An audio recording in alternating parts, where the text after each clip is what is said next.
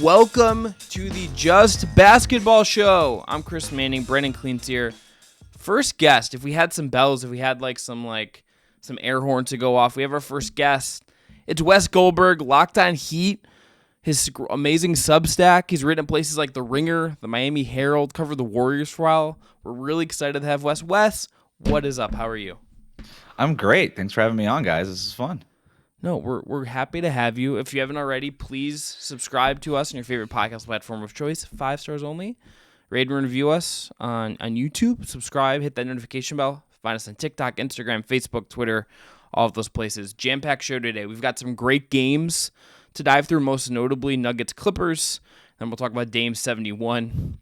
Well, I have a Caitlin Clark thing I want to get off my chest because I want to stake our claim on Caitlin Clark, archipelago, our island, whatever, mountain, cornfield, whatever we're gonna call that. That's where we're gonna put our that's the accurate one. Yeah, just the plane. We're gonna put our flag in that right now, and we're never moving it. Talk about LeBron's injury, and then our big thing of the day will be an NBA contender draft where each of us are gonna draft 3 contenders, and we'll have some fun with that. But let's start with Nuggets Clippers. Wes, you're the guest. We'll have you go first. When you look at Nuggets Clippers, 134-124 Nuggets win. What stands out to you from that game? What popped? Well, I love the intensity in that game, and it feels like we're finally getting some playoff type basketball. And I started thinking this late last week. What was the first night? Thursday night, back from the All-Star break, and I did the Locked On NBA show, and I was just blown away by just the level of intensity that these teams are playing. It feels like we're finally getting good basketball, and not to say that the rest of the regular season hasn't been great basketball, but it feels heightened now on this other side of the All-Star break. And I thought that's what we saw against the Nuggets and the Clippers.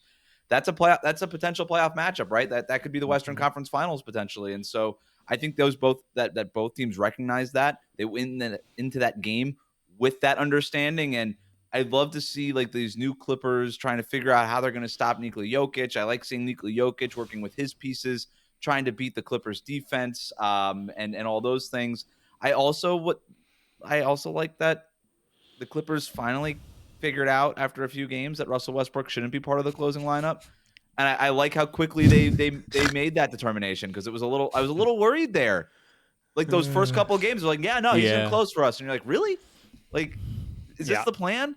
Because I loved the Clippers going into the All-Star break, and I've been basically low on the Clippers basically since Kawhi and Paul George got there. I was more of a wait and see kind of guy, and I was starting to kind of see some stuff going into the break, and then they come out of the break with Russell Westbrook, and I was like, now I don't feel good anymore about the Clippers. So nice to see that they're trying to figure things out with that.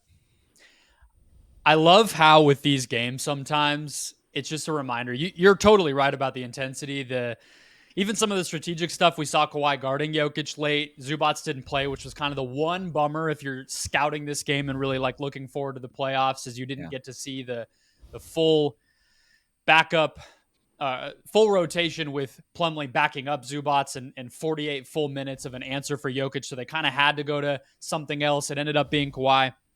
But to that end, I love how in some of these games, with everything being thrown at the wall, all the guys really playing hard, Paul George finally attacking the basket, which was nice to see, and Ty Lue adjusting out of that Russell Westbrook closing lineup.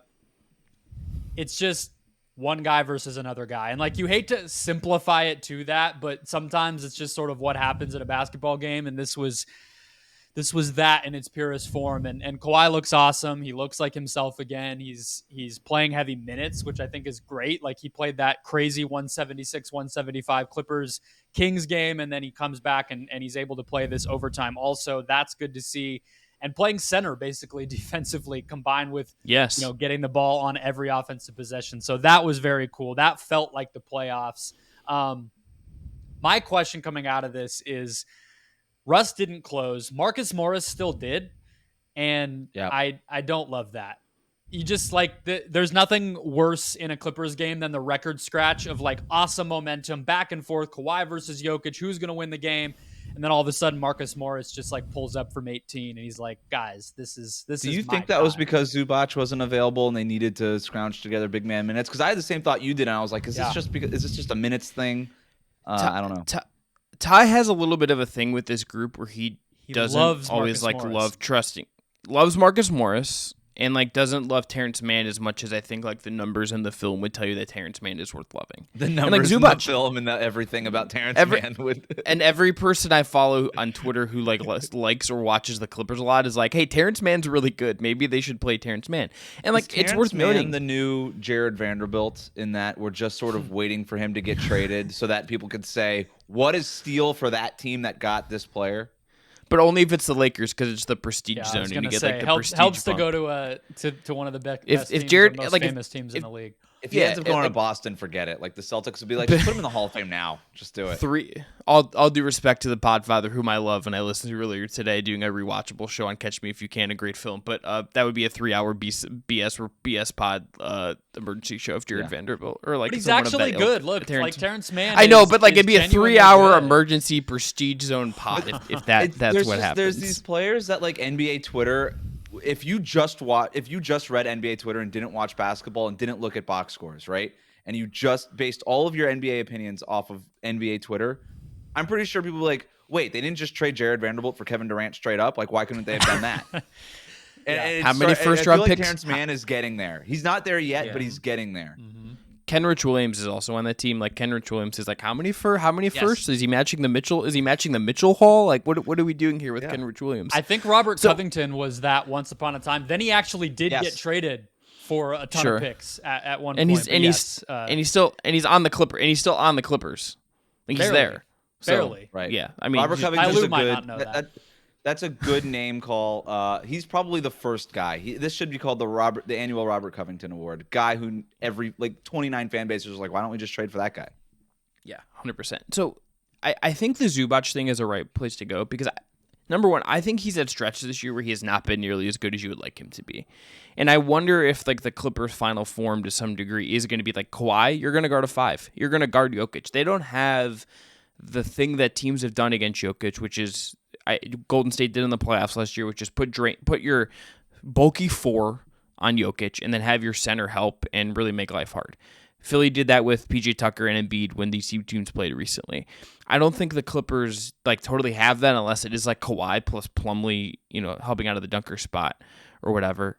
But I think the Zubac shot is right to go. They should just play Terrence Mann more, embrace the small, and they're probably going to be really good. And like if Kawhi's playing at this level and he holds up, and like Lord knows if he will, like it's just impossible to know, in my opinion, until he does it. This team is legit. The other thing from this game that I kind of wonder what you guys thought about it was how you thought the end of regulation went for Denver, because the Clippers make this big comeback and it gets really close and they have whatever momentum exists. But then the last possession for Denver, they get a full 24 seconds and they win in overtime, so whatever. But they didn't do anything. And Kawhi's guarding Jokic, and the shot they get at the end of the game is a Bruce Brown 3 at the buzzer. Like that was weird to me. You have Jamal Murray and Michael Porter Jr. and Nikola Jokic on the floor, and you got nothing out of that. And Jokic and Kawhi are not guys that are going to give you these great quotes and insight into what was going on between those two in that moment and what they're both kind of feeling there. But I just Denver wins, so it doesn't matter. But I was I wanted a little more at the end of regulation. I came a little lacking there when I'm watching the end of that. I think it. To me, and Wes, you can tell me what you think, but I feel like it takes it. You have to make Jokic want to score, and it was by the time overtime you mean he's not a stat padder? He doesn't pad stats. Is that the second Bill Simmons reference that we've had on the? Well, no, this is a Kendrick Perkins reference. Kendrick Perkins is called Jokic a stat patter, and JJ Redick ethered him, and now Kendrick Perkins seemingly wants to fight JJ Redick. So that's going great for Perk. But that's what I feel like that was just Jokic being. He's not going to be the guy who's just give it to me and clear out. And if he has to be, he will. But I think it takes more to make him feel like he has to be than maybe other guys. And they did win. But yeah, I guess it's something to kind of tuck away. But he's just not going to play that way unless his back really is against the wall. And it tends to work out for him. So I don't know. I'm not worried. Yeah, I got to be honest. I never even went back and looked at that play after it happened. Yeah, because you're sort of bummed out that they didn't get a good shot out of it. Maybe you're maybe Jokic should have shot it, and then you just watch the rest of the game, and then you just sort of forget about it. At least I did. But yeah, I look, we're kind of having the same conversation with Jokic as people have had about Jokic the last 5 years, and then he wins 2 back-to-back MVPs and it kind of gets away from it. But there was the big thing with him was why aren't you more aggressive trying to score and things like that? So yeah, maybe there's parts of it that it's just like, hey, you know what? He likes to pass the ball. He passed the ball. It was the end of regulation. Big deal. Whatever. They go on to win the game. I also just, like I said, I didn't go back and watch it. Maybe the Clippers defended it awesome.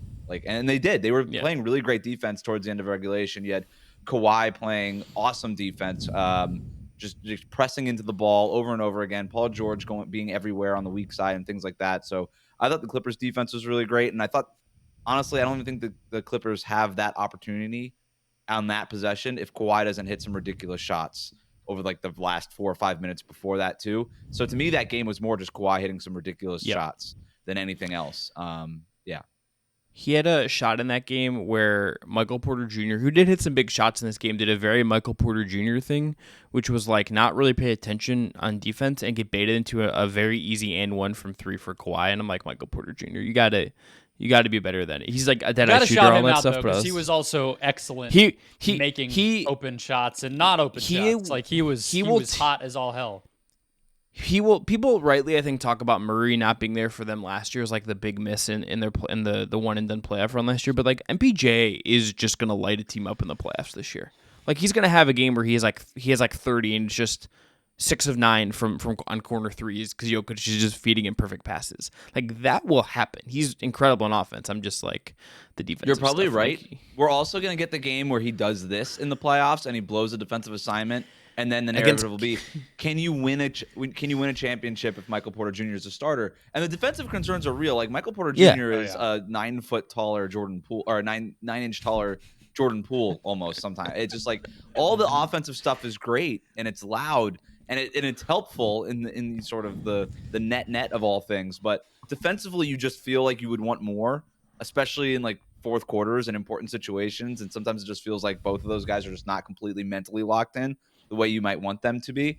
The difference between Michael Porter and Jordan Poole is that Michael Porter has less of an excuse because Jordan Poole's small compared to Michael Porter. I mean, Michael Porter has like the worst back in the NBA. Not that that's like an excuse that matters when the end result is a win or a loss, but it turns out like not being able to stand up straight and not being able to get into a defensive stance because you've had multiple back surgeries. Yeah. That affects you on defense. It'll be in the article. I'm gonna be in the article. I'm telling you. Yeah, we're gonna get. Yeah. We are going to get both of these stories that Chris and I just. It's gonna be, hey, this guy is such a luxury to have on a team with Jokic and Jamal Murray and Aaron Gordon, and then we're also gonna get the story of, did this Nuggets actually screw up by drafting Michael Porter Jr. when they did? Mm-hmm. And look, if it's round 2, and the West standings are obviously very much in flux right now, but if the 4-5 holds and it's the Suns or the Clippers against the Nuggets, who likely advance out of round 1 as the 1 seed, that's like a series where MPJ is just like in the scope of the entire series. Like that is like he's some gonna shenanigans. Be no matter what, if like they're a championship team, you know what I mean? Like they no, are but right like there. He has to perform. But think about those two teams specifically. If it's the Suns, it's Booker and it's Durant, and if it's the Clippers, it's Kawhi and Paul George. It's just like get ready to get run at. All right. Speaking of impressive big performances. Tip of the hat to Damian Lillard. 70-1, just ruining the Houston Rockets with 3-pointers everywhere. I gotta just say, this isn't like a new take or anything like that. Dame is bulletproof to me. Like this guy, everything he does, what he's about, how he carries himself, the way he plays with the physicality and the attack and the control. I just love Dame. I hope the best for him and that he can maybe win something in a meaningful way someday. I kind of hope they at least get into the play-in. But this was absolutely a guy that if you're going to say who could score 70 plus, he's on this list. He's incredible. He's just awesome. Yeah. Oh, you're about to be like an anti-Dame Wes Goldberg up in here. Unbelievable. I adore Damian Lillard. He's one of my favorite players to watch and has been for a very long time. I think he's awesome, and if he never wins a championship, to me, it does not matter. He's still one of the all-timers, top 75 guy, absolutely no question. Blah, blah, blah, blah, blah. He should have scored 72. Like, Donovan Mitchell just scored 71, and I just found it a little less awesome because Donovan Mitchell just did it a couple months ago. I was like, Are we just capped at 71 now? Well, did it also hit less because it's against the Rockets, who were just like objectively like horrendous and like not good at anything? Yeah, and also they came back at the end, which is why Damian Lillard was still in the game in that fourth quarter and things like that. So you're like, wow, Portland is really bad. Like Damian Lillard is scoring, what do you have, like 48 or something at the end of three quarters? Or it was something crazy, and it's like, and the Rockets are still in this. Like the Rockets are never in anything. How are they in this? Like it doesn't make anything. Doesn't make any sense. But yeah, I wish he would have scored 72 because it would have just been cooler. I feel like 71 is less cool since Donovan Mitchell did it. Well, you need your own number? Did you see the Mitchell tweet about this? He said his mom called him and was like, "You need to score 72 now." Amazing. He does. Look, I mean, we got the Wilt has 100, Kobe has 81, Donovan Mitchell has 71, needs 90, and then Damian Lillard's really just here with is. Yeah. we have a lot of guys 72. with 70, we have Kobe with 80, and then we have 100. Nobody's gotten 90. That's really the golden one. 91 is what. Yeah, you're right. We need a 91. We need a 91 pointer. Lillard only had 9 points in the third quarter. I think that's the one where he played 10 minutes of that quarter, only 9 points. Like, yeah, you're slacking a little bit there, Dame. You're off your pace. But this guy, so this was the best true shooting percentage in a 70-plus point game in NBA history because he made so many threes, and I think he was like 14 of 14 from free throw range, from the free throw line. He has to be one of the more unique pairings of skills that we've ever seen, right? Because like on one play he might look like he's Ja Morant, on the next play it's like he's Klay Thompson making a three with 3 guys bracketed around him and trying not to even let him catch the ball, let alone take a shot, and he gets it up. That's the part that always jumps out to me when he has these big performances, and he's been on a tear for basically this whole calendar year. But that's the crazy part is the combination of being like a dead-eye shooter and one of the more athletic dudes in the NBA. Like that's pretty crazy. I think that's the part that maybe doesn't get like a ton of credit when we talk about him. So this is from John Schumann's power rankings that he does every week, every Monday. He said Damian Lillard's the only guy who's made more than 10 pull-up threes in a game, and he had 11 in that one on Sunday. He also mentioned that Dame's 71 points came in 11 fewer minutes than Donovan Mitchell. So a lot of reasons why this was super cool. I just wish it would have been 72. Just a different number. That's all I'm saying. That's fair. That's fair. Who's next? Who do you guys think is next on this? Because that's we're going to keep seeing these. The spacing, the proclivity to take the threes, the pace, all the stuff we know is leading to these huge scoring performances. Not even just the 270s, but Giannis, I think, had 60, right? So it feels like Luka. I think Luka had 60 something, right? He could crack 70. I think Tatum could crack 70. I wouldn't surprise me if Booker got up to this point again. Durant, I think his career high is like 50. I don't know if he might be too old to really get the minutes. I kind of like Devin Booker too. Like I like Devin Booker for this because of how much attention KD is going to get.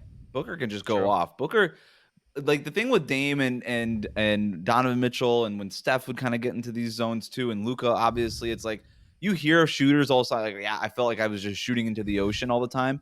And for these guys, it really just looks like it. It's just like that ball from like 32 feet, they just throw it up there and it just goes in. It's got like a magnet. It goes to the basket, it goes through the net, and there's nothing you can do about it. And Devin Booker, when he gets into these zones, could be very similar. And he's got that deep bag. He could do it from all 3 levels too. Yeah. Let me hit you guys with a couple other candidates before we move to the next topic. Can I throw out SGA? Doesn't shoot the threes, but the free throw thing with him could just be like accumulation. It would be a little harder for him because of it's a math problem, but like I would have him on the list. Just that the bag for him is deep, and he's gonna get like it would not shock me if he had a game where at some point where he had like 20 free throws, and it's just like he has the ball in his hands constantly. Like that's the thing with him. I mean, we don't know if that'll be the same thing next year. Guys will keep getting better. They might trade and draft more players that are more at his level, but right now it's just like every possession starts and ends with him, it feels like. So that's not a bad one. Anthony Edwards. Would not shock me if Anthony Edwards at some point just that's what I was thinking. Just is like, I want to do this. And it just like at some point, like maybe that's the sign that he's like leveling up to the next level of whatever Anthony Edwards is going to be. And he's just like, F this, I'm taking over this game. I'm going to just score as many points as possible. Like I think back to like the Booker Boston game when Booker just kind of went off, and now they lost that game, but he just like went out and did the thing. Like it wouldn't shock me if Ant has a game like that where he just is really hot, really comfortable, and just kind of goes off. No D'Lo to take shots now too. just True. ignores Karl Anthony Towns standing in the corner. Gobert's in the dunker spot with his hands up, and he's just like, "Nah, bro, That's what they did the scoring. first 20 games of the year before Cat got hurt. So I already practiced at it. How many picks for Cat in the summer? 2, 3, one in a protected. You think you get 3, and then you get like a young that'll be after the draft, and some guy that got picked at like number 22 is like another fake first rounder. Like the local beat guys will be like, that was also a first rounder. Like, not really. Yeah, but then And it turns out to be like, and then there'll be a swap in there that gets thrown well, then into it's like another first then rounder. it's like Not really. Then it's like Walker Kessler, and then it's like, oh, it's like that. Exactly. I was just going gonna say that fake extra first was actually their like future starting center all of a sudden. I was so high on Walker Kessler coming into the draft too, and I thought I was taking crazy pills. I was like, is nobody else? I'm not trying to take credit for Walker Kessler, but I literally brought on Bruce Pearl to talk about on Locked On Heat to talk about Walker Kessler, and then I asked him one Jabari Smith question at the end, and I was never as high on Jabari Smith either. I was like, what am I like, not? let's talk about the real guy. Yeah. Yeah, So I'm very happy to see Walker Walker doing well. Yes. All right, last guy, Embiid. I just Googled Joel Embiid career high points while you guys were talking. So that shows that I was on the same page. His career high is 59. I could see it. I could see him cracking Damian Lillard 60. could do it. I think Damian Lillard could do it again. Yeah, you're not wrong. Maybe the answer is just Wemby, though. You know? Yeah. Like 3 years from now, Wemby's just like, here's Wemby. Mm-hmm. I don't know. Talk about like it has to have a heavy dose of threes, right? I think that like the Shea thing is interesting. I think you probably lean toward guys who are going to at least be able to get up like 10 to 15 threes. Is the answer Caitlin Clark, Chris? Is the answer Caitlin Clark? Is she about to score 70? Also watch it just be Jokic. Just watch it just be Jokic, just a troll job. No assist, 100-point game from Nikola Jokic. Just chef's kiss stuff.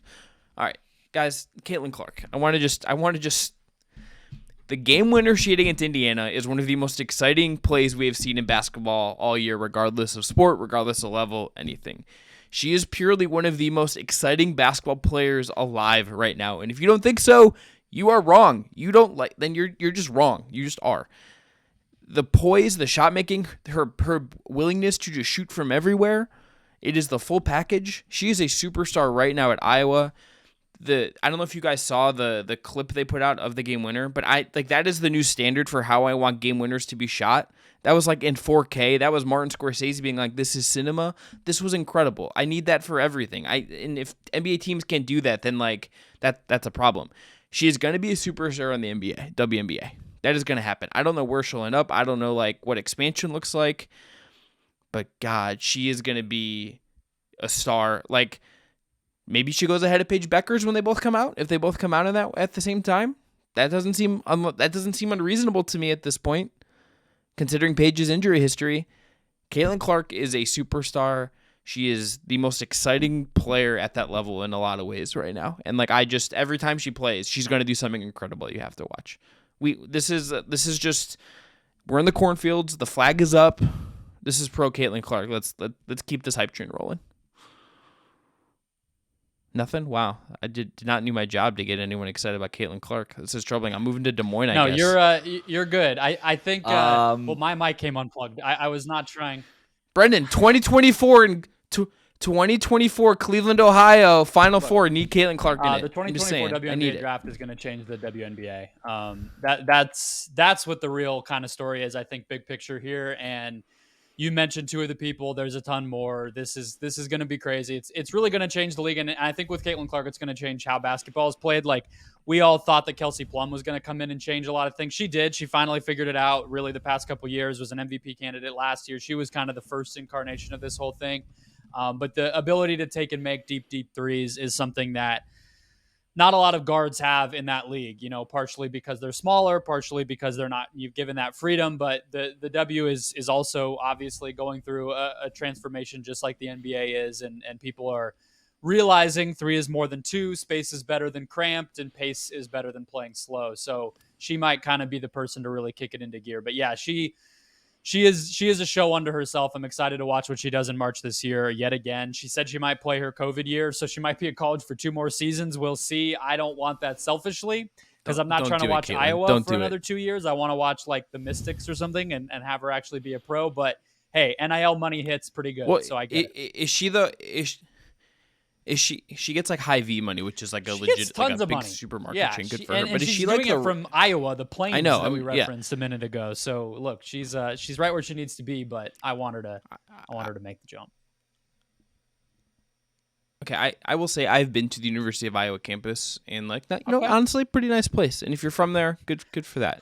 Okay, is she like the first player that would be like super stoked to go to I the don't think Indiana anybody Fever? should or would be stoked to go to the Indiana Fever.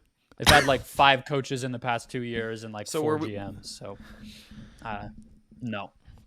So do we want to speed up expansion? Do we want to put her in Chicago? I don't think she where are needs we to be putting close Caitlin to Clark? home. I Where are we mean, I know she bringing the picked Iowa lottery? for that reason, but she should be wherever she's going to have the best career. I mean, Phoenix, how's that sound? I would be down. Miami. Miami. Yeah, you guys just Yeah, need let's to get figure out WNBA getting in a team Miami. in your cities Yes. back, returning a team to where you live. Yeah. I'll take her because we already Yeah. have one. Yeah. Yeah, Yeah, I know San that is the Francisco's been trying to get one too. That's the weirdest one is that San Francisco doesn't have one yet. Considering that Joe Toronto, Lacob too. has been out there being like, we want one, and it's like, cool, you just built a stadium, like, why don't you have one? And he's like, we're working on it, and I was like, Just do it. Kind of just up Make to it you, happen. just make it, just do it. Like, I just don't understand what you're waiting for. the No, like, waiting on Caitlin Clark- waiting on the James Wiseman trade to free up some money, so like you didn't have the That's tax true. bill Maybe eating that's into what- your That's why wallet they as went through much. with the Gary Payton thing. No, I just think that this is Right. this is like, I remember the INSQ hype. What was that? Pre-pandemic? Yeah, her rookie year was Right the during bubble. I'm trying to remember the timing of it. Yeah, so it was like, and maybe it was a little thrown off because of the pandemic, but it was up there, right? And I was living in Northern California at the time, so it was like really, really high in my part. But like nationally, you can kind of feel it, like because of the Kobe relationship and everything like that, and then everything that happened with Kobe and then the pandemic. And I wonder if it almost took the wind out of her sails a little bit, because this Caitlin Clark thing just feels like it's at another level. And maybe it is just the 3-point shooting, and we all love that. And we're like used to seeing it in the NBA, and so now that we're seeing something that we can in the WNBA that is sort of like exactly what Brendon was just saying. It's like, okay, this is where it's going. Cool, because we like this. So keep doing this over here. But it's the same thing as Tiger Woods. Like Tiger Woods came to the PGA, started driving the ball longer than anybody else. He looked different than everybody else, and he was a star. And some people just have that unquantifiable star potential, and you could try to define it. We could say it's the threes or wherever it is, and there's a lot of truth to it, but some people are just stars, and obviously she has it. I mean, and Brendon, you said this. There's like a bunch of players in her class that have it. Paige definitely has it. Cameron Brink is going to be like incredible for a long time. Angel Reese, Haley Van Lith, like there's like just a deep pool in that class that are all going to like I think make waves when they get there. But we'll come back to that. We'll be talking much more about Caitlin Clark and that as we The go, alliteration because- helps too. Yeah, you're not wrong. Good logos. It's like it's a very like And she's Clark confident Kent as hell. Superman kind of I like thing. if you Yeah, can't tell it from the way always she helps. plays. I've interviewed her one time, and I was like, "Why Iowa? Like, what are you guys gonna do this year? All this stuff." And she's like, she just kind of like, Wow, you yeah, coastal the coast here in elite Phoenix Brendon where we Kleen melt being all like, for I 6 months a year. No, I just was kind of like curious. Yeah, I know it was home for her, but yeah, no, she is. The minute that she gets that stage, which she already has, but it's gonna come with more winning and the professional jump that she's gonna eventually make. Like she'll be able to talk the talk as well, and she's gonna be a star in that regard as well, for sure. All right, one last bit of news. LeBron James is going to be out an extended period of time. Lakers are now one game out of the play-in. They have the 4th easiest remaining schedule in the league. Guys, I got to tell you, this just kind of feels like I'm ready to like put the Lakers in the ground for the year. Yeah, Sean 2 yeah. weeks and then a reevaluation. That's tough. This feels At his age. it's you know what? I'm gonna say it. This is a bummer. I know that Yeah, everybody is like it sucks. anti-Lakers. It's just like, man, I kind of like this team. I wasn't ready to say that they were contenders in the West, but like I feel like sometimes it's like, are you a contender? Are you ready to win a championship or you're not? I'm like, I don't know. I just wanted to see LeBron in the playoffs again. That to me is a fun thing. And so now it seems like it's going to be a long shot. I don't know. The only way they survive a minimum of 2 weeks without LeBron is if Anthony Davis just goes total MVP nuclear level. And I know everybody's, oh, well, he was doing that earlier in the year and then he got hurt. And I was like, yeah, he was kind of just doing it for 6 games, though. It wasn't like a super long stretch. I think we overrate what that stretch was for him. But he's got to get there, and if he doesn't, then they have no I chance. watched, so the Suns got the Lakers that year. They went to the finals in the first round, right? That was the 2-7 matchup. LeBron beat Steph in that play-in, and it felt like they were coming together at the end of that season. And then Anthony Davis gets trotted out there when he shouldn't have, and LeBron's ankle was bothering him, and it felt like that might have been the end. Like I really had that moment. We all talked, well, it was the last year he wore 6 and Devin Booker got his jersey, but there was also like this weird plot of like, is that the end? Was that really it? And the Lakers Suns rivalry, all this stuff covering that series. I really hope that wasn't the end. And I still hope that, because it's not even just like the playoffs or anything else, but it's just been this weird dichotomy of him marching up the scoring record and having the team success not match it, and just his individual spectacular play not aligning with success with the team is just so strange to see from a legendary player. And I don't know. He chose it. I don't know how like bad I can truly feel, but I don't want that moment or the championship in the bubble to be like the last thing we really remember from him 20 years from now. But foot is just not good. Like I know we can talk about the injury and the timeline and all that stuff, but you know, he's had some ankle stuff, groin, abdomen, all these different things throughout the years. But you hear foot and you hear it popped and you hear indefinite absence, and it starts to be like, all right, you know, he's getting close to 40. Those are the types of injuries that start to make you worry. And I don't want to worry, but you got it to at some point. Here's where my brain goes in like a bigger picture way that isn't really even. I'm gonna admit that I don't think it's even totally fair. But number one, I think probably the extension with the Lakers was going to be a mistake for him if he's trying to contend for like a title again. That feels like very kind of clear now. Secondly, he should be on the Kawhi plan the rest of the way. Don't play back-to-backs. Limit your minutes.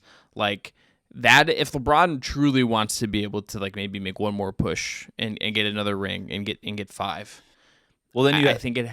Then you have to trade. Then you have to trade Anthony Davis, because they both can't be on the Kawhi plan. Because the great thing about the Kawhi plan is that you got Paul George in a deep roster, and so you're allowed to do the Kawhi plan. So I mean, that's what I mean. I don't know if the Lakers are the franchise that allow him to be on the Kawhi plan. There are other places he could go that would allow him to do the thing he's done very well in his career, which is pivot at the right times. He has pivoted when the situation he's in has reached an endpoint. He did it in Cleveland once. He did it in Miami. He did it in Cleveland again. And then he didn't do it with the Lakers. You could really argue that, and a lot of it was his fault. Like the Russ stuff was that's on him. Like there's all that reporting that tells us he was like, get me Russ. And Anthony Davis was like, get me Russ.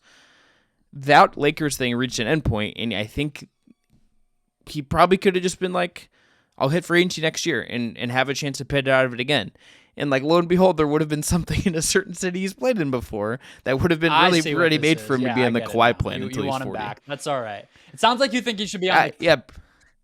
No, the Heat would be a great. No, the Heat. He's right. The Heat would be a great spot for LeBron. No, but like honestly, can you imagine him and Jimmy and like Jimmy and Bam would be great for him. They would be. Yeah. It'd be great for him. Either one of those. Go anywhere that isn't the Lakers at this point. He's probably a little bit better to be in a Kawhi plan. Like he could have picked other teams. The problem is he could have. To Wes's go point to Memphis. Too, though, you know, AD is one reason that he can't necessarily play it that way. The second reason is they need him to be awesome. Even with Anthony Davis healthy and good, I think you need LeBron's production, and the depth is really the kind of key other part. And you know, we're not going to do a whole Russell Westbrook conversation again right now, but that was really the inflection point, and it came right after the series that I was just talking about. So, yeah, well, I mean, we all, I think, are hoping we see it one more time, but it doesn't feel like anything is aligned for that to happen right now. If we are going to go really big picture on this, it might not be that big of a deal, right? Like, I think we would have liked to see, you would have liked to see the Lakers in the playoffs. You would have liked to see LeBron James in the playoffs again. But the chances that they were actually going to win a championship this year were slim to none. Like, they were not going to win the championship this year. Correct. And so if you're talking about LeBron's legacy and having to try to get another ring and all these things, you could still kind of go into this offseason, keep retooling the Lakers around this group, what you did after the deadline with Jared Vanderbilt, future Hall of Famer, D'Angelo Russell, and all these other things, Malik Beasley. And then you continue to retool this roster, and then you go into next year with maybe a real shot to go ahead and win the championship. Maybe that involves somebody being on the Kawhi plan or something, well, maybe more of a load maintenance kind of deal. But big picture, this probably isn't going to impact his legacy. But he's probably going to be dealing with nagging injuries for the rest of his career. Mm-hmm. That's absolutely true. It'd just be more fun to see him get to like play real stuff and get to compete. For sure. And we're not. We're just not. And that is the biggest bummer. All right, main topic of the day. We are going to draft our NBA title contenders. We have odds here that I'll read off as a team gets picked from BetMGM. Wes, you're the guest. We're gonna go snake draft. Okay. And you Wait, get the who first gets pick. the second pick? And then Brendon. Brendon, let's go. We'll go rock, paper, This is scissors. going to be great right audio. now. All right. Here we go. Look, all fantasy, everything does this, and it works. Rock, paper, scissors. You're not showing shoot. me your hand. How am I supposed to believe what you're doing? Rock. Okay, here we go. Rock, paper, scissors, shoot. Still can't see you. Chris is Okay, not showing I his won hand, twice. and- I will be my going hand's up here. second. I decided that you didn't show me your hand. Yeah, that's fine. Okay, fine. I'm on the Great, turn. you get two in I'm a on the row. turn. This Wes, is great go stuff for me. Go first. Yeah, that's right. I don't know, it kind of feels like cheating to do a snake draft with 3 people. Fine. You know what? No snake draft. Wait, so how am I doing this? It's just like team I trust the most to win the championship? Yeah, we're gonna exactly. betting odds for for context. context. You can go value. You can go just. You want to be right when the champion is crowned and Doris Burke or whoever walks up there and gives the trophy away. Whatever you will feel good about, but the point is you want to be the closest to being right. So I'm just gonna go chalk here. I'm gonna go Milwaukee number 1. It comes down to me. To me, there's a clear top 3. It's Milwaukee, Boston, and Denver. And for some reason, I still trust Milwaukee the most because they're the best defensive team in that group. And then they have Giannis. And I think we do this every year. And then the playoffs come around, and then we realize that the playoffs are very different than the regular season. And I'm not knocking Boston or Denver, but I know. But the Bucks have been so bad offensively. I don't think that it's going to be as big of an issue in the playoffs as it's being made out to be. Whereas Boston and Denver will still be awesome on offense, but I do have some other questions in their roster. So at the end of the day, I just trust the Bucks. They've got Giannis. They've won a championship with this core. That defense is going to translate. Giannis is going to translate. Brooke Lopez has never been better in a Milwaukee Bucks uniform. Yep. Drew Holiday has been awesome. And Chris Middleton, his best basketball is ahead of him in this season. So I'm going Milwaukee number 1. Plus 500 for the Bucks at BetMGM. They had the best net rating in the league in February. They were incredible the entire month. That was the number 1 team on my board as well. I think Giannis is the guy that I would be most scared of seeing as a two-way monster in the playoffs right now. Drew Holiday, as you shouted, has had a great season. We'll see what Crowder ultimately gives them and everything, and see if he kind of can fill some of that PJ Tucker stuff from when they did win the title.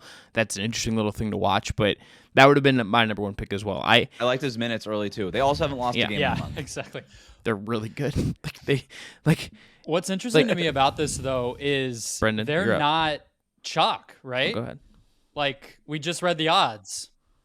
They're third. They have the third odds. That kind of surprised me. Like I wrote this thing for Dime after the playoffs last year, where I was like, even though Milwaukee lost, this year showed us. Last year's playoffs showed us, like just like it was LeBron for a long time in the East. The East goes through Giannis. You have to beat him if you're going to get where you want to go. And the odds are, entering each playoffs on the East bracket, you're going to feel like Giannis is the favorite to emerge, even if he's not on the number 1 seeded team. He may well get there this year, especially if they continue to never lose games. Yep. And I love his just disposition and everything. Everything you're saying, he knows that, right? Mm-hmm. And I just feel like he's so comfortable with this. He wore like a blanket on the Daily Show the other night. Did you see these clips of him on the Daily Show? Yes. He's wearing like a blanket on TV.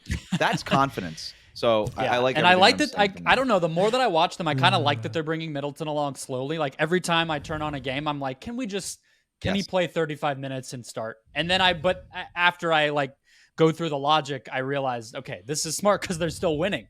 And they're able to not overburden him. He got re-injured when he first came back, and he was dealing with personal stuff and whatever. So it's like, hey, if you can do both, then you absolutely should. And I think people will kind of forget the impact that he could have because he wasn't on the team last playoffs, and he hasn't been healthy much this year. But this is a guy who had a 40 piece, if not 2, in the finals when they won it all. All right, my number 2, the number 2 pick here. By way of my excellent rock, paper, scissors skills, is going to be the Phoenix Suns.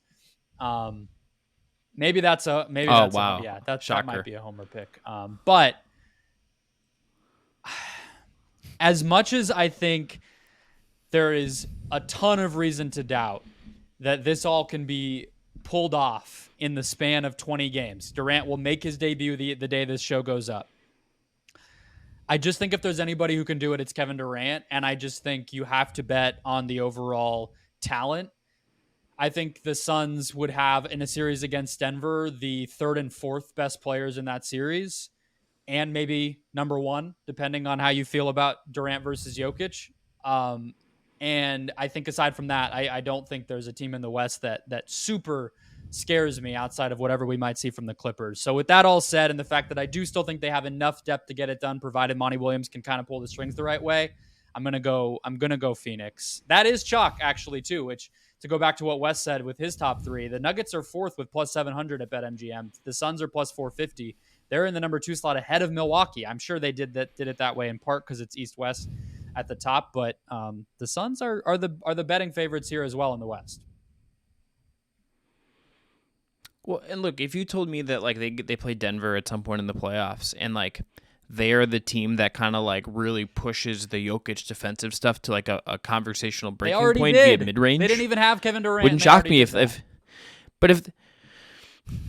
do it in a 7-game series with Durant and Booker on that stage, that's just that will signify something bigger. Like it just will. And like that's not even really totally fair to Jokic. Like every player has flaws, but if he kind of gets put out in that way, that's a statement like that, and it is. And it you're right to say that if anyone is gonna do this, I think and figure it out on the fly, like LeBron would be on that list, and I think it's Durant the other one because he's so easy to play with as far as superstars go. There's no one more bendable and flexible and willing to just like fit in what he does and make everyone else around him better as a superstar in the way Durant does. There's not like there will be a learning curve in terms of timing and things, but there's not like a massive learning curve with Kevin Durant joining your team. He's just easy to play with in that way.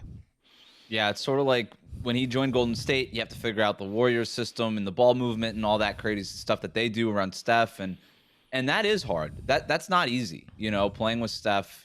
Steph is a great teammate and all these things, but he's not like easy to play with in the fact that because he just runs around and you're like trying to just stay out of his way half the time, but also trying to make an impact yourself.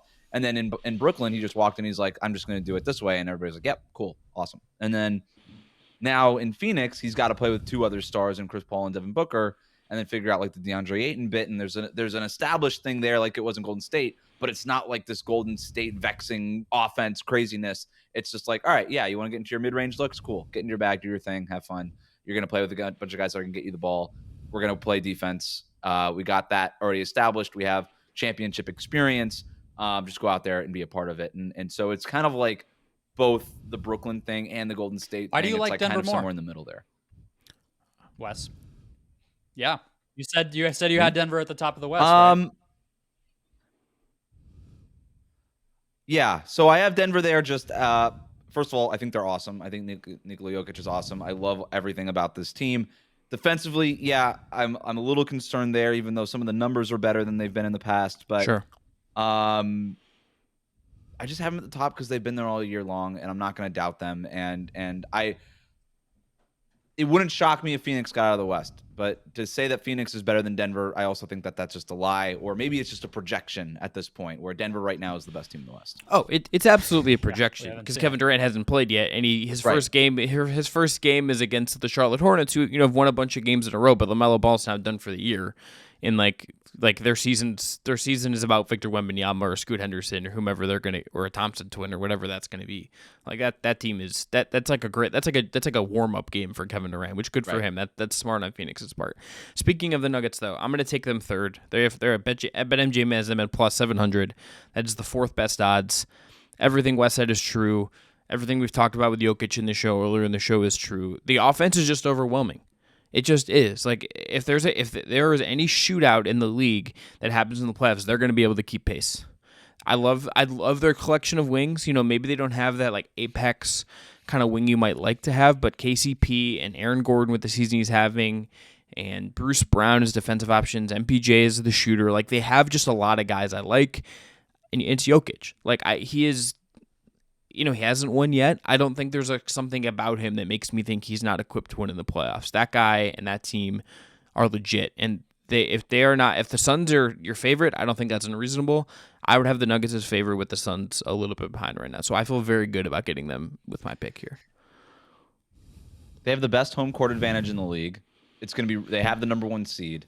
Beating them 4 times in Denver is going to be really hard. And by the way, they're pretty good on the road too. So they're number 1 until I'm proven. I want to point out about that. Hold on. I want to point out about that series against Phoenix a couple years ago, because I think it gets swept under the, that was when everyone was hurt category a lot. And it was really just Murray.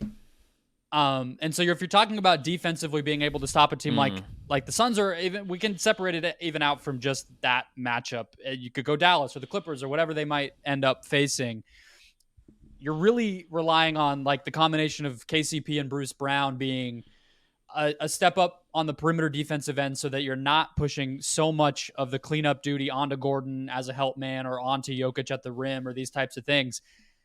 And that worries me too. So I think that's part of why I'm a little bit down on Denver, and why I would put the Suns ahead is I just think we've seen the defense not be able to do exactly what you needed to do in a playoff scenario where really the only guy absent was Murray, who's not a difference maker defensively in the first place. Yes, there's the obvious, well, if their offense is amazing, that helps their defense. I know that, but I feel like it's a little unfair that we say, okay, well, 2 years of playoff track record doesn't count because Jamal Murray was out. It's like, well, we learned some things. And I think one of the things we learned is their defense can be pushed to the brink with the right skill set, and the Suns have that.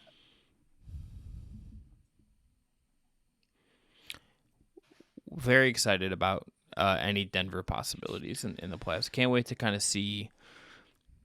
I want, like, Golden State would be incredibly fun for them if that is something that maybe could happen right off the bat via the Golden State being in the play-in. Maybe they get like a team they're most likely just a knockout. Like if they get Minnesota in the first round, like let's just move on to round 2 and call it a day. No offense to the wonderful state of Minnesota. All right, Boston Celtics are my pick here as we come around the bend. They're plus 300. That's the best odds in the league at BetMGM. I don't have them as my top team in the East either. I would also prefer Milwaukee's chances of winning the title, but Tatum's great. Brown's great and having, I think, one of the best seasons of his career. They're pretty healthy. I love their collection of guards. Tatum, I just think Tatum is one of the very best players in the league. And like even the other night against Philly, he does not have like what I think we can dub like a good game. It was kind of like not an A+ Jason Tatum game. He's 1 of 6 from 3, but he makes 2 threes late. He's gonna be there at the very end. If you're close, you have to handle that. And they're just gonna, like, with the size advantage with those wings, they're gonna be able to get functional shots even in those kind of situations. Like they just are. So little concerns about the defense. We'll see if Time Lord holds up. We'll see if Horford holds up over that long playoff run. We'll see if some of the guards just can make enough shots in the right series. But there's no reason, I think, not to pick this team any lower than this. I think it would have been wrong of me to pick the Clippers or the Sixers or any of these other teams ahead of the Celtics at this point in our little draft. You said they had the best betting line or best whatever. Plus they're plus 300. Suns are second at plus 450. So whatever reason the betting market has them as the favorite, like pretty significantly right now. That was not. I think you already got the best value so far in this draft. That it was close for me picking Boston number 1. I almost went with the Celtics number 1 here for all the reasons you said. The other thing too is if they just get hot shooting, like we've seen this in the playoffs, that can win you a championship. We've seen this over and over and over again. And the way that they started the season, if they can get to 80% of that in the playoffs, just from 3-point shooting perspective, like it's going to be really hard to beat them. And then when you look at their competition, whether it's Milwaukee or Philadelphia or Cleveland, or whoever it is, on paper, they kind of have the most obvious counters, the most obvious mismatches that other teams are going to have to deal with, the most obvious ways to beat other teams. And adding the guys that they added over the last 8 months, basically, it kind of also takes away like those Peyton Pritchard minutes and things like that they were sort of forced to go to. So I think they're really, really good. Like I said, it was really hard for me to go between Milwaukee or Boston. Ultimately, I just went with Giannis because he's Giannis and he's the best player in the world, arguably. And then, but I think you got the the best value Celtics. in I the mean, draft it kind of already. makes sense to me why they'd be the top, right? They were in the finals last year. They've been the number 1 seed in the East all along. It's going to be kind of hilarious to me, I think, to watch if Boston doesn't get that 1 seed. There's going to be a narrative that there's some sort of underdog here, and that's going to be kind of funny to watch because they're dominant. They're a machine. They know what their rotation is. They know what their system is. They haven't really changed what they are because of Missoula. Obviously, he was there last year, and Stevens kind of has picked coaches that are going to continue to run a version of what he ran. And so that institutional knowledge is going to take them a long way. You look at Tatum, he's more efficient this year. The turnovers are down. I think he has improved in the areas you would have wanted to see from him. It's incremental because he's already so great, but I feel better about him leading a team to a championship than I did last year. I think even just having gone through that one time will help him from a, IQ and mental processing of everything standpoint. So this is probably the most balanced, deep, and like logically put together team of anyone going in, and that should take them a long way. One last thing about Boston before we go to Wes's next pick. This will be Joe Mazzulla's first run through this, right? Yep. If he coaches against, it'll be Budenholzer with Milwaukee. Doc has been there, done that in the East. This would be JB Bickerstaff's first time as well if they were to play Boston, but he's going to have to go through this for the first time. And I know he was around. It's not like he hasn't been in these situations via being an assistant. But I think that is something of a wild card. It's just see how Mazzulla looks as a coach over the course of possibly 4 rounds. That will be a new experience. And what buttons does he push? Does he kind of pull the right levers at the right time? That is something that I think it's a little bit more of an unknown versus a Budenholzer or a Monty Williams. It is just I think something to consider there. I think it would be less of an issue if maybe an Eric Spoelstra or Nick Nurse or Rick Carlisle team were at the top of the Eastern Conference. Nothing against Mike Budenholzer or Doc Rivers, but there's just a little bit of a difference. You know what I mean? It's not like the LeBron or the Giannis of coaches are standing there at the top of the conference with higher seeds. So he's not going to get Pop in round 1, or he's not going to get a Steve Kerr coach in round 1. I think that's very fair that he's not necessarily, maybe they get Miami if things get weird, but there's no one in the East that I think you're right to say that is locked in as a top 5. Is it my pick or is it Brennan's pick? It is Brennan's pick. Excuse me. I think this is obviously the top 4. Work. What we just did. So I think now is kind of when it goes a little haywire, depending on to each their own. The taste of the chooser. So I'm gonna go with the Philadelphia 76ers here. So they are plus 1,200 at BetMGM. They are not the 5th highest. We'll save the reveal for a moment on who is, but they are the 6th best odds.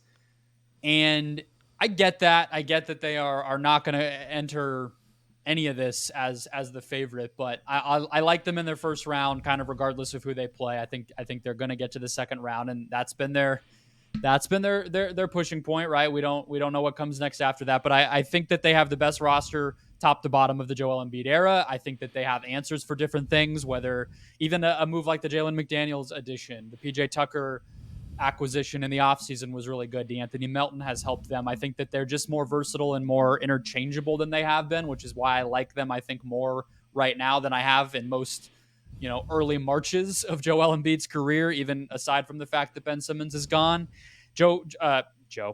James Harden has not been quite as efficient lately. I think he's had some ugly shooting nights coming out of the break, but he's adapted and adjusted his game to a good spot. I feel like he's comfortable being really that point guard type of guy. I just think that they're similar to Boston to me in that I kind of get what all of it is supposed to look like, and that's a really valuable weapon. I do think it's fair to doubt Embiid and Harden, however, so I'm sure that'll be the rebuttal that I'm about to hear, but they're my pick. Harden was great against Memphis. I want to say that the game he had against Memphis on February 23rd was one of the best games I think he's played all season. And if you get that Harden enough in the playoffs, that team's absolutely there. My skepticism just is Harden based. It just is that's not totally fair to him, but if he does what he did against Miami last year, they're not getting to where they can go with Embiid. And I think the reason to be optimistic about them would be Joel Embiid. Joel Embiid is in the MVP race still. He's one of the very best players alive. He's going to have a playoff breakthrough moment at some point. In the same way I think Jokic will. I think Embiid will as well. He's too good not to have that. Maybe it's this year, but he also, just with how good some of these other teams are on these, he needs Harden, he needs Maxey, he needs Tobias Harris to hit enough threes. Depending on how you feel about Doc Rivers at this point in time as well, I think that's like kind of an interesting question. But I don't think this is also like where I would have gone if I was in your spot, Brendon. Like this is the last team of that. Like maybe there's one other team, but this feels right to me. I think that these being the top 3 teams that have been picked in the East is dead on. If we did this, we did like a similar segment on Locked on NBA last Thursday night, Friday morning, and we kind of just like ranked the teams in tiers of contenders, and that was right when Philadelphia was in the midst of a 5-game win streak, and I had them in the top tier contenders.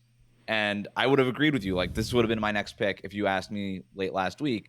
And then over the weekend, they drop a game in Boston. And then on Monday night, they lose against the Miami Heat that had lost 4 straight games in a row and couldn't make a shot. And they just find ways to lose these games. And the quotes from Embiid after that Boston loss was just like, oh, woe is me. I'm paraphrasing, but like, typical me, this happens. Tatum makes a shot at the end and whatever. I know it was a game-winning shot by Tatum, and maybe it's just as easy that that's a Sixers win. But I hated that quote from Embiid at the end. I was just like, is it this easy? Like, you won 5 in a row, and then you lose 1 at the buzzer in a 50-50 game, and you're like, I guess this is just typical me. This is just what happens. It's like this Eeyore thing.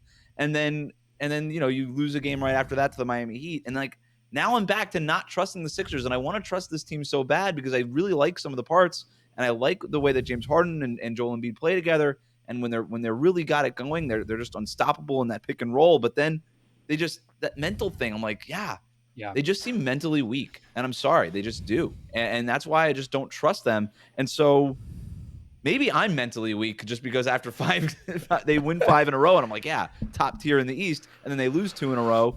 And I'm like, yeah, maybe not. But my next pick would have been Cleveland. And that's who I'm going to go with. I'm going to go with the Cavs here. Wow. Oh, love this. Love this. Wes, let me tell you something. As the Cleveland person here, yep, I am a skeptic that that some of the numbers that tell you this team is a contender reflect the actual reality of where this team is at. I look at I think they have 4 amazing players. People are gonna become very familiar with how good Evan Mobley is in the playoffs. That dude is he's the 3rd best player in the team now. He's better than Jared Allen already. That we are there. Yep. They have a big spring for Isaac Okoro and how much money he could make in the future. We'll see what the LeVert, Wade, and Rubio bench minutes give you. They are really relying on Donovan Mitchell and Darius Garland in particular just being incredible in the playoffs for them to hit whatever ceiling they are. I'm a little skeptical. I think this is a year early from true contendership. I would have had a couple other teams ahead of them in this spot. So sell me on this. I can't believe I have to. Brendon has. There's been moments where Brendon's been like, "You're being a homer. You're the team you watch the most," and I'm like, "Well, that's probably fair."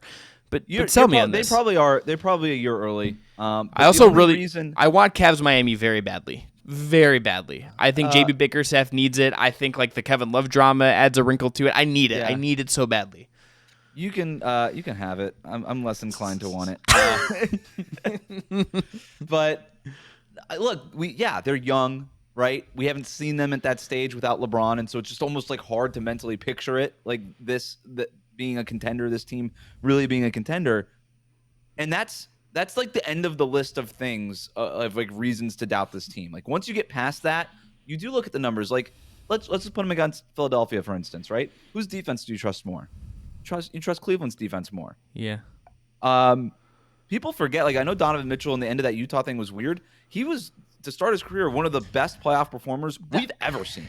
And so I have no doubt that Donovan Mitchell could do that again in the playoffs with a better supporting cast. Darius Garland can get there when you need him to get there. He plays point guard in a way that gets everybody involved. Evan Mobley feels like he's taken a leap over the last month and a half or so. And Jared Allen's just a dude on defense that's just going to do what you need him to do. Yeah, it's probably going to come down to these swing minutes of Isaac Okoro and Karis LeVert, and I'm not really a Karis LeVert guy, but if he can give you some good minutes, then I really don't see a reason why they can't be a legit team in the East. The biggest problem is that there's a hard ceiling between them and Boston and Milwaukee. But if the Bucks get hurt or if the Celtics face an injury or something like that, I'm going for value on my list right now. I think Cleveland's the logical next bet. I like them. I think we've seen teams get there a year before they're supposed to get there plenty of times in the past. I wouldn't pick them to win the finals, depending on who they meet in the West, but I don't know. Things can get weird in the playoffs, and maybe they just find their way into the finals. So I got them here. Plus 3,000 at BetMGM. Currently the 4 seed in the East. Very easy schedule the rest of the way. Notably, the day that this episode comes out, they play in Boston, and they're 2-0 against Boston this year. For I'm curious about. I think this will be a really fun opportunity to learn more about Donovan Mitchell. The Clippers series, basically the last time we saw him in a genuinely competitive playoff series where the team wasn't about to implode. He scored 30 or more in 5 of the 6 games and 37 or more in 4 of the 6 games. He was a killer. And obviously we know that in the bubble he was better even than that. 2 50-point games, 3 40-plus point games in that Utah-Denver series in the bubble. So I think offensively he's as a scorer, I'll say he is clearly good enough to lift a team. And there was less probably overall offensive talent on those Utah teams, considering there was no Garland and not as much versatility, I would say. But that's a very untraditional player to say that's our best player and we're going to go win a championship. Somebody who's like 6'1" and score first and not as like able to kind of coax and control and maintain, just play the game on his own terms. I think the best players can do that. I don't think Mitchell can. Let me say one thing about that I think that's fair. I think the superpower of Darius Garland is that he makes the game do that by the way he plays, even if he also doesn't really fit that mold. The way Garland plays and the way Garland is controlling everything, even when Mitchell is like going off, I think the team is in a lot of ways Darius Garland's like he's the one pulling all the strings and playing the game within the game and setting everything up. I would trust Garland to be the guy that kind of settles you down in the playoff series in a lot of ways. Like people will look at Mitchell and say, okay, he had 40 in a playoff game or whatever. Garland's going to be the one that I think if he gets himself acclimated to this right away and feels comfortable, because he only has the playing experience from last year, and that was a Cavs team that asked way too much of him when they were just ravaged by injuries.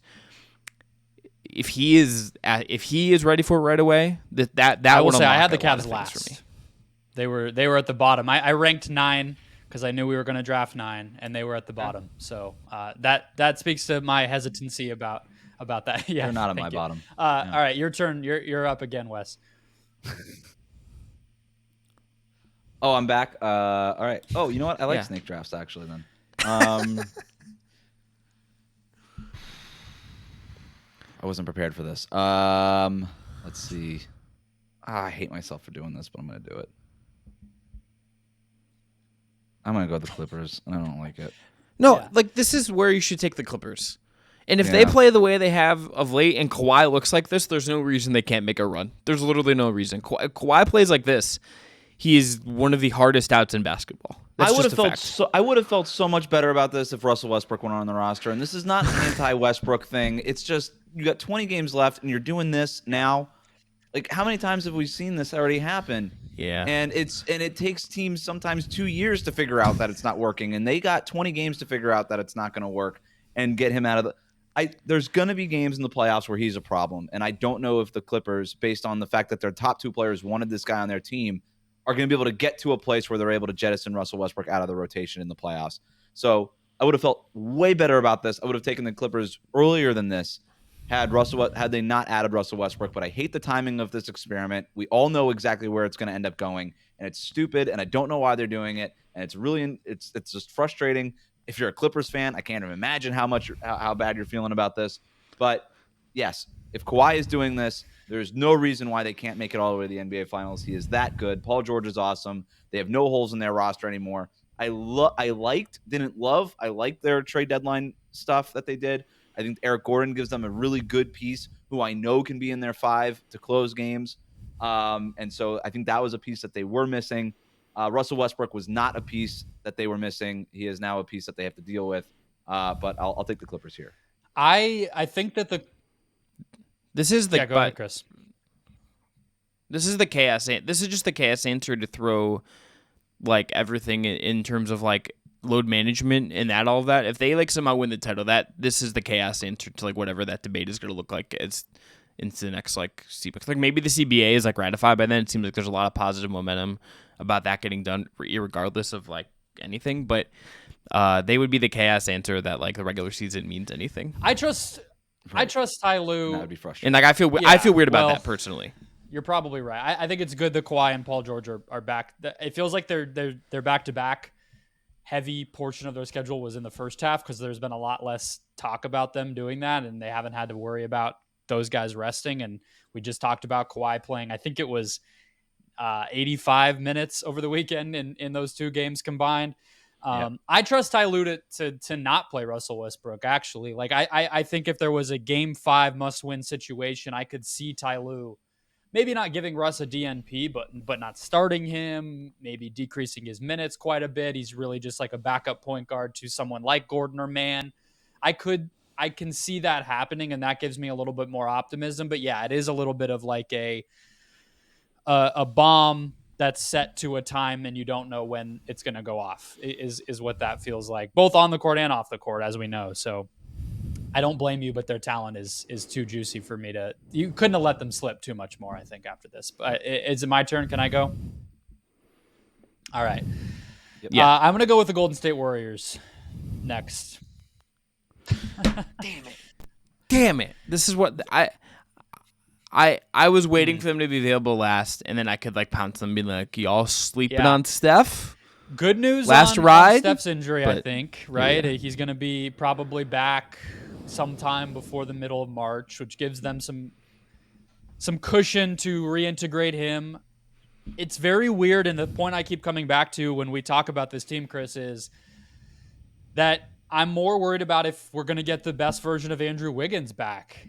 Not that I don't worry about Steph, but I think if Steph is healthy, he'll play great. There have been times this year where Andrew Wiggins has seemingly been healthy and not played great, or at least not played as great as he did last year. And I think that they just need that. I don't, and they probably need it even more now than they did last year when he was still very integral. Like they don't have Otto Porter. They don't have a healthy Gary Payton. We'll see what he can provide. Maybe that helps, but that's the biggest question that I have. I think Clay's looked very good offensively lately. He's been scoring a ton. Jordan Poole, you know what he is. He's probably been a little bit worse on the whole this season, but I also think with all the injuries, it's hard to blame him. He hasn't been as protected and insulated as he was about when he's playing and what role he's asked to play. I just trust everything else. It's really, is Steph going to be healthy, and can Wiggins get back to normal? Those are pretty big questions, but we're at the back of this draft, and I think that's still pretty good odds considering we saw them do it. We know they can.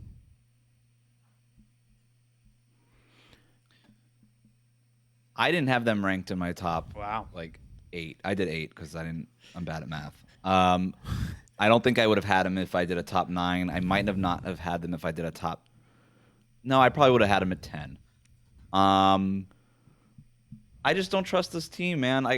I'm sick of waiting on it. I hated their trade deadline. I don't like when like you could tell me that the Gary Payton thing was an ad. It's not. It was to save money. I'm just over it. The team can't stay healthy. Steph Curry, like he hasn't been healthy in 5 years, and they caught lightning in a bottle last year when everybody got healthy at the right time and they started making shots and everything came together in the playoffs. And look, I'm not saying that they didn't deserve the championship, but this doesn't feel like a team that's going to get together and come together at the right time. And Jordan Poole has not progressed the way they needed to. They never replaced Otto Porter, and I thought that was a huge position of need for them. And they don't have anything that resembles what Otto Porter can do. They have no way to get to those best lineups. This whole Kevon Looney coming off the bench thing, is just they have to do it because they have no other big men, and it's the only way to kind of stagger and group their bigs to make sure that they have some of their best ones on the court for 48 minutes. And the Andrew Wiggins thing, as you guys know, I used to cover the Warriors, so I asked around, and I'm not really getting a straight answer. It's kind of weird. I don't really know what's going on with that. And so, I don't know. This team just, like, it's almost like the antithesis of the Cleveland Cavaliers. It's like the Cavs are young and kind of, and it's just weird to picture them getting that far in the Eastern Conference. And with the Warriors, it's like we've seen them do it so many times. It's hard to think of them not in the Western Conference Finals at this point. And yet there is nothing about the Warriors season at all that gives me any kind of belief in this team. Like, they're not a good basketball team this year. There's nothing about them that looks at all like a contender. And so I I can't put. I'm sorry. There's 20 games left in the season. I'm sick of waiting. So if they prove me wrong, great. Like, go ahead, prove me wrong. I'll fess up to it. But like, I'm not gonna pick them. I have no reason to pick them, and nobody really should have a reason to pick them. I think that's all very, very fair. I think at this point, maybe this is just like the old head in me, like looking at this. I would probably pick just the equity of Steph. But like, look, the last time they won a title, there was a downside the next year as well. Like this can happen. This is an older group. The Jordan Poole thing is like Jordan Poole hasn't been good enough for how much he's making and everything. And maybe this season, frankly, was just like doomed from the moment the Draymond punch happened. Like maybe that just wrecked the whole vibes of what has gone on here. And like that's unreasonable to me. Clay's been, I think, pretty good and like that. You should feel pretty good about that if you're them. But like, I don't think you're wrong to have like a ton. I think you're right to have like a lot of skepticism that like they have a run in them. I think at this point, I'd be like, okay, like might as well just like I'll take Steph over some of these other options. They might lose in the play-in. They might lose in the play-in. I'll do my last one here. If they don't get it figured out, they might lose in the play-in. Yes, or there's like, obviously the chance that Steph is just going to drop 40, 50 points and will it into existence. He wasn't able to do that against LeBron, but you would imagine against Lauri Markkanen or something, he probably can. But it could end really fast for them. Like I think that they obviously have boom or bust as their home road splits and their Steph versus no Steph record and all those things indicate. But I guess it's just sort of the we've seen it before factor for me. But go ahead, Chris. Yeah, wrap us up. All right. Here's my last one. I don't feel good about this one either. I think there's a drop off here. This is a team that I'm kind of just very down on at the moment. I think maybe a little bit unfairly, just like I don't trust what's going on there. And I'm gonna take Memphis here. They're plus 1,600. It's the same odds as Dallas at plus 1,600. Same odds as the Warriors is plus 1,600. They are going to be second in the West. That's likely where this ends up for them. That is a good seeding position to be in if you're going to make a run. Like Ja's good, Jaren Jackson's good. They have a lot of guys I really like. I have them just a little bit behind some of these other teams that I think are absolute powerhouses. Like the Ja quote is going to get memed into eternity if they lose to one of these teams or like lose in the first round or something. I just don't fully trust this team has like exactly what it needs to make a run. And like look, Ja's averaging 27. He's shooting like 31% on threes for the year. Like that's just not a number that if he's going to have the ball in his hands a ton in half court settings, he's going to need to make those pull-up shots. And like the numbers this year would suggest that like those maybe aren't going to go in enough to really tilt your series. They also just seem like the team that like whoever they play, and I blame Dylan Brooks for a lot of this, honestly, that the other team is just like, we want to beat the crap out of you tonight. Like they other teams get really up to play Memphis, and like that's a small thing that doesn't show up in like numbers or anything. But they're the team that like whoever they play, they're going to be fired up to play Memphis, and I think there's like a little beef between them and like everybody else in the league right now. So I'm picking Memphis here. I think they're the best value at this point in our draft, but I feel like much I would have rather picked the Warriors here. I like my other picks a lot more. I guess I'm in the minority on this podcast then, because I wouldn't even thought twice about it. I would have taken the Grizzlies over the Warriors. And this is a lot of people love the Warriors. People don't like the Grizzlies right now because they do talk a lot of trash and they haven't really been backing it up lately. But just based on the balance of this season, the Grizzlies have been a way better team than the Warriors. Oh, sure, all year long. for sure. And it's just like, and so I get it. I'm not like dismissing the past and just like kind of looking, but like the Grizzlies have been a lot better than the Warriors all year long. And I don't know. I think if Ja Morant doesn't get hurt, they might beat the Warriors in that series last year, And so we can even use the past if we really want to. I just think that they're in a rut right now. I don't know that rut means that they're going to be in a rut all year long. And if Ja Morant just goes crazy in the playoffs and Jaren Jackson is just blocking everything and all of a sudden, and Desmond Bane is making threes and all these guys are coming together, I would be less shocked than if they just maintain this rut all the way through the end of the postseason. And then I'm getting knocked out before maybe we thought they would earlier in the year. So I don't know. This is probably around the right spot. I would have just taken them over the Warriors. I don't like them as much as Phoenix or Denver or some of these other, or the Clippers even. But I think we're starting to go a little bit too far the other way on the Memphis Grizzlies. And we might need to. The one thing I'm interested in with Memphis, aside from everything you guys have already said, once Steven Adams comes back and is playing at his peak, I think things will look better too.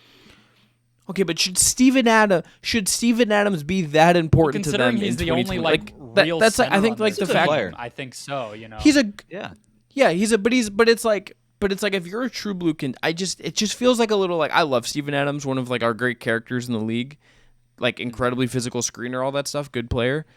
It feels like if like your wheels fall apart when Steven Adams on the lineup, that's like kind of like a red flag to me that you just aren't adaptable enough to kind of like really says get more yourself about through the playoffs. What's behind him? That's just a red flag. Than like him, because like sure. Tillman is starting. Tillman he's like and the most similar type of physical guy, but. I think that's more of it than like Steven Adams being awesome. But I think there's a lot of teams that would happen that way. I mean, if the Suns lost Ayton, they would be pretty screwed, right? So it's like, your roster can only be so deep and so good. The thing that interests me about them though is their conference record this year is 18-16, which is worst of anybody in the top 10 in terms of winning percentage in the conference. So that's curious, and it's not everything. I don't know what all those games were. Maybe they were a lot of close scoring games. There's a lot of noise in something like that, but it's 34 games and you would expect them to kind of beat up, obviously Ja's memeable quote aside of how comfortable he is in that conference. And you put that up.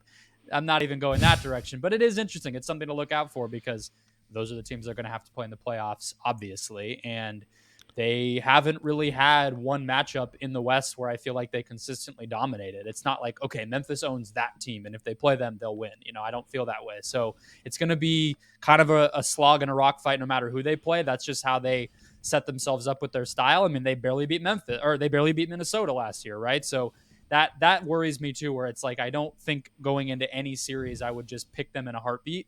It's going to be hard. It's going to be grinded out. It's going to be getting some luck, probably Josh shots going in, all that stuff. And that doesn't make me feel great if I'm picking them to do that. Not only one time, but 4 to win a championship. Wes, let me ask you this, but as we finish this, you said tell me if I'm wrong, but you had the Warriors not in your top 9, correct? Right. Yeah. Okay, so we drafted a 9. To recap, I have the Celtics, the Nuggets, and the Grizzlies. You have the Bucks, the Clippers, and the Cavaliers. And Brendon has the Suns, the 76ers, and the Warriors, correct? That's where we ended up here. Who was the team that we didn't pick that would have been in your top 9? So what an awesome way for me to end this show.